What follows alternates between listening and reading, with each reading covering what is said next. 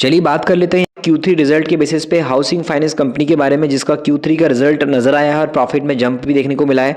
तो मार्केट के बेस पे बात की जाए तो जब भी हम किसी फाइनेंस इंडस्ट्री की बात करते हैं, चाहे लोन देने वाली कंपनी हो, बात करें पर्सनल लोन हो, बिजनेस लोन हो या फिर हाउसिंग लोन हो, उन सब में आप किसी भी कंपनी की बात करोगे फाइनेंस के बेस पे तो एक कंपनी का नाम जरूर आता है, वो है बजाज फाइनेंस। और बजाज फाइनेंस से लोगों ने काफ़ी बड़ा पैसा भी कमाया है और फाइनेंस सेक्टर की सबसे बड़ी कंपनी भी है। बिजनेस वाइज थोड़ा डिफरेंट बिजनेस है बजाज फाइनेंस का, लेकिन फाइनेंस इंडस्ट्री में जिस भी कंपनी की हम बात करेंगे तो बजाज फाइनेंस का नाम जरूर आता है, क्योंकि लाखों % का रिटर्न उससे मिला है। तो अभी के टाइम पे लोग देख रहे हैं कि बजाज फाइनेंस में तो अपॉर्चुनिटी उतनी खास नज़र नहीं आ रही, काफ़ी टाइम से गिरावट में है, लेकिन कोई ऐसी कंपनी मिल जाए जो मार्केट के बेस पे अभी, अगर हम बजाज फाइनेंस से नज़र हटाएं तो दूसरी कंपनी ऑप्शन में नज़र आए, तो उस पॉइंट पे अभी काफ़ी सारे इन्वेस्टर के नज़र में ये कंपनी भी थी जिसका Q3 का रिजल्ट आज आया है। तो देखते हैं मार्केट के हिसाब से, अगर हम बजाज फाइनेंस से साइड नज़र हटा करके अगर इस कंपनी पे ध्यान दें तो क्या ये कंपनी प्रॉफिटेबल मार्केट में आगे हमको प्रॉफिट पोर्टफोलियो के बेस पे, सीधा मैं आपको बताऊं कि पोर्टफोलियो के बेस पे जो प्रॉफिट चाहिए वो क्या दे पाएगी। तो यहाँ पर अगर आप देख पाओगे तो हम बात कर रहे हैं housing finance company Can Fin Homes के बारे में, और इसका रिजल्ट फाइनली आ चुका है शनिवार के दिन के हिसाब से। और कंपनी का मुनाफा यहाँ पे 212 करोड़ रुपए के आसपास का नज़र आ रहा है, 200 करोड़ रुपए से। और कंपनी के अंदर आप देखोगे तो यहाँ पर एक साल पहले के हिसाब से 6% के आसपास की तेजी आपको नजर आएगी। और कंपनी के जो नेट इंटरेस्ट इनकम है, जिसको बोलते हैं हम NII, ये 4.3% से बढ़ी है, 350 करोड़ के आसपास का यहाँ पे नेट इंटरेस्ट इनकम है, जो कि एक साल पहले 336 करोड़ के आसपास था। कंपनी का जो NPA, जिसको हम बोलते हैं नॉन परफॉर्मिंग एसेट्स, जिसमें पैसा फंसा होता है, उस बेसिस पे देखा जाए तो 0.92% रहा है। वही मार्केट के हिसाब से शेयर प्राइस में तो काफ़ी हद तक दबाव भी देखने को मिला है। तो चलिए कंपनी के एक बार नंबर्स को अब यहाँ पे फाइनेंशियल डेटा के अकॉर्डिंग और अच्छे से समझने की कोशिश करते हैं। अब यहाँ पे कैन फिन होम्स के बिजनेस को समझने की कोशिश करें, उसके बाद कंपनी की Q3 के रिजल्ट को और अच्छे से समझेंगे तो वो आपको और बेहतर तरीके से समझ में आया कंपनी बेसिकली पैसा कहाँ से बना रही है, कैसे बना रही है, कहाँ से कितनी रेवेन्यू आ रही है, क्या इंपॉर्टेंस कंपनी की है बिजनेस वाइज, वो समझना जरूरी है। तो अगर आप यहाँ पे समझोगे तो कैनरा बैंक के हिसाब से यहाँ पे होल्ड करती है, यहाँ पे जो कैनरा बैंक का नाम आपने सुना होगा, ये इसमें 30% के आसपास अपना जो स्टेक है वो यहाँ पे इस कंपनी के अंदर रख रही है। और इनका जो यहाँ पे बात की जाए नेट इंटरेस्ट मार्जिन हो गया या फिर ग्रोथ के हिसाब से मार्केट के फंडामेंटल की बात करें तो उन सब में जो कंपनी का नेटवर्क है काफ़ी बड़ा है।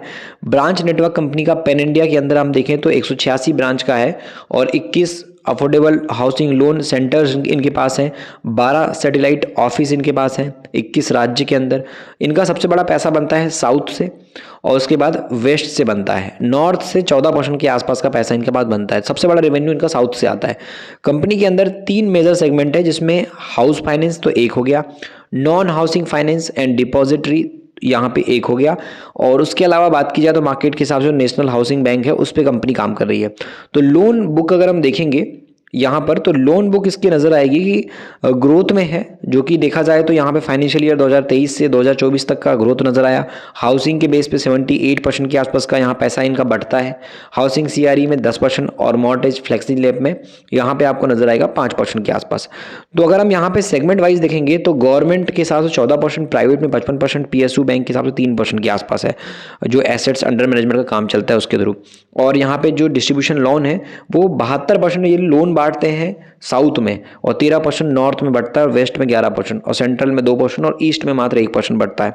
तो यहाँ पर अगर आप टोटल देखोगे मार्केट के हिसाब से तो इनका कर्जा बढ़ा है, बट बैंक से इन्होंने सबसे अच्छा यहाँ पे पैसा लिया है, उसके अलावा आगे अलग अलग कंपनियों से भी लिया हुआ है।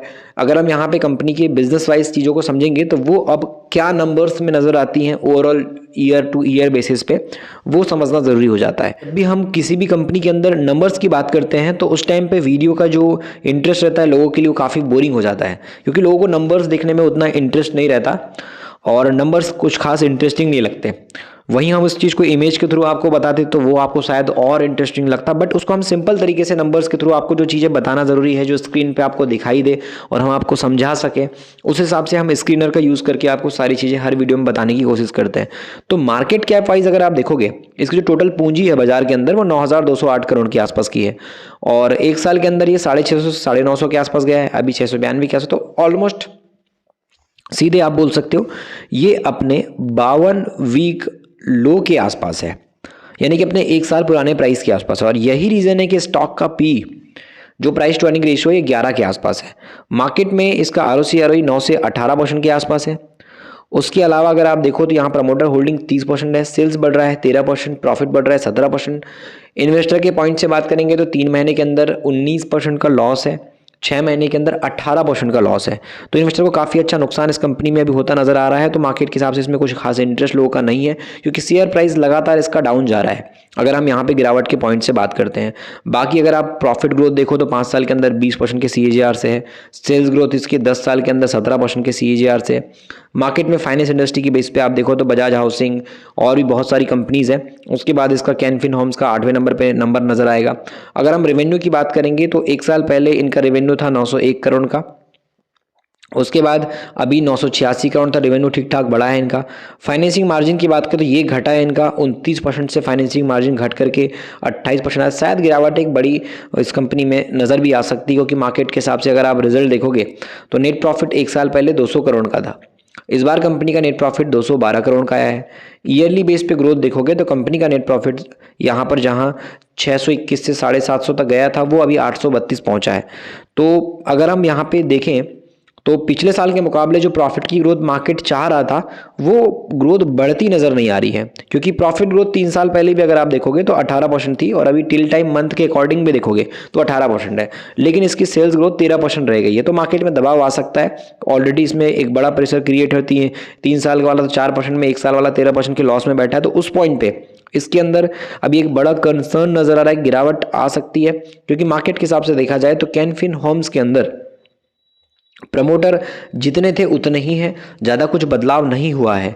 बट अगर आप यहाँ पे देखो तो FIS का जो इन्वेस्टमेंट है वो थोड़ा सा कम हुआ है, लेकिन वही दूसरी तरफ हम यहाँ पे DIS को देखते हैं तो DIS की यानी कि डोमेस्टिक इन्वेस्टर की होल्डिंग की बात करें तो उनका स्टेक आपको नजर आएगा कि किस तरीके से यहाँ पे बढ़ा है। 27 से यहाँ पे कम हुआ था बीच में, लेकिन वापस से 27.5 से 28% हो गया है। तो शेयर होल्डिंग वाइज देखा जाए तो यहाँ पे बड़े इन्वेस्टर का इन्वेस्टमेंट थोड़ा बढ़ता नजर आया है। बाकी अगर हम देखें तो FIS की थोड़ी सी प्रॉफिट बुकिंग हुई है, प्रमोटर जितने थे उतने ही हैं। प्रमोटर में नाम की बात करें तो यहाँ पर आपको प्रमोटर में नाम नजर आएगा कैनरा बैंक के हिसाब से ही है सब कुछ, जो भी होल्डिंग आपको नजर आ रही होगी। उसके अलावा DIS में अगर आप देखोगे तो SBI लाइफ इंश्योरेंस का इन्वेस्टमेंट इस कंपनी के अंदर है। एक्सेस म्यूचुअल फंड 0 हो चुका है अभी दिसंबर में। उसके अलावा DSF फ्लेक्सी फंड जो है ये भी 0 हो चुका है। एक्सेस म्यूचुअल फंड का जो ट्रस्टी लिमिटेड है उसने अपना स्टेक बढ़ाया, यहाँ पे 0 से आ गई है 3.44% के आसपास।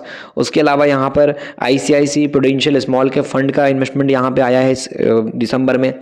HSBC वैल्यू फंड का भी इन्वेस्टमेंट यहाँ पे आया है दिसंबर के इसमें। तो ये कुछ म्यूचुअल फंड का नाम नजर आएगा। उसके अलावा कैनरा रोबेको म्यूचुअल फंड, इनका भी इन्वेस्टमेंट इसमें आया है। ये मल्टीपल म्यूचुअल फंड का नाम आपको देखने को मिलेगा। निपॉन लाइफ हो गया, ये आप देख सकते हो। उसके अलावा 3P इंडिया इक्विटी फंड, ये इसका भी पैसा लगा है।